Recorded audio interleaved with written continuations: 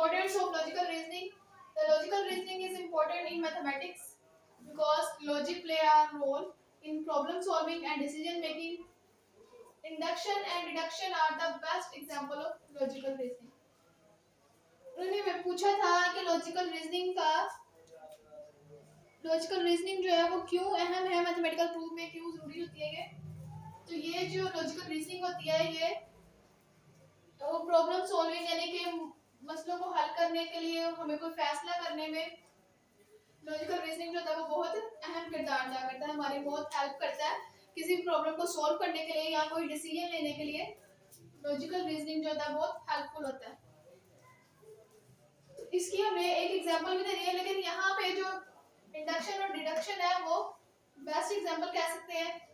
Induction भी हमने पहले पढ़ा था और डिडक्शन भी। इंडक्शन क्या होता है, फॉर एग्जांपल कोई भी पर्सन है वो अपने 2 दिन एक्सपीरियंस से या फिर किसी भी पर्सन के 2-3 एक्सपीरियंस से ही कंक्लूजन ड्रॉ कर लेता है। मान लेता है कि ये जो बात है ये ऐसे ही है, उसको सही मान लेता है।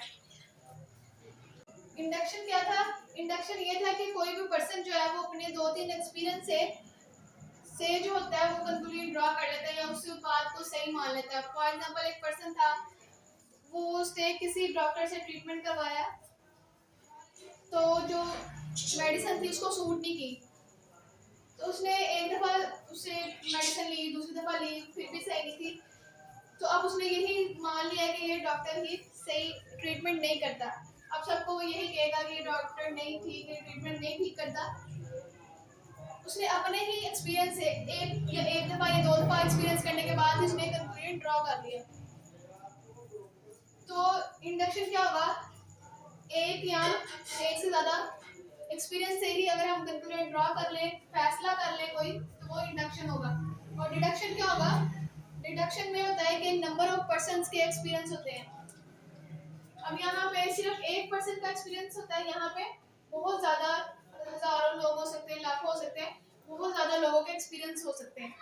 अब फॉर एग्जांपल अगर किसी पर्सन ने अपना ट्रीटमेंट करवाना है, उसने हार्ट ट्रीटमेंट करवाना है यानी कि उसने अपने दिल का इलाज करवाना है। एक पर्सन है उसने अगर अपना ट्रीटमेंट करवाना है तो वो पहले लोगों से पूछेगा कि कौन सा डॉक्टर ज़्यादा बेहतर होगा, तो फिर लोगों से वो मशवरा करेगा। तो इस तरह अगर वो नंबर ऑफ पर्सन यानी बहुत ज़्यादा लोगों से मशवरा करने के बाद अगर कंक्लूजन ड्रॉ करेगा, किसी एक डॉक्टर का सही फैसला करेगा कि ये वाला डॉक्टर ठीक है, तो मैं उसी से अपना ट्रीटमेंट करवाऊंगा, तो वो हमारे पास डिडक्शन होगा। इंडक्शन में क्या होता है, सिर्फ एक ही पर्सन का एक्सपीरियंस होता है और डिडक्शन में नंबर ऑफ पर्सन्स के एक्सपीरियंस होते हैं। इंडक्शन में एक ही पर्सन जो अपने एक ही एक्सपीरियंस से उसी एक्सपीरियंस को सही मान के तो फैसला कर लेता है, लेकिन डिडक्शन में हम नंबर ऑफ पर्सन के एक्सपीरियंस को देखते हैं, फिर ऑब्जर्व करते हैं और उसके बाद कोई डिसीजन लेते हैं। इसकी कोई एग्जांपल भी देनी है तो एग्जांपल हम कर लेते हैं। The sum of two odd integers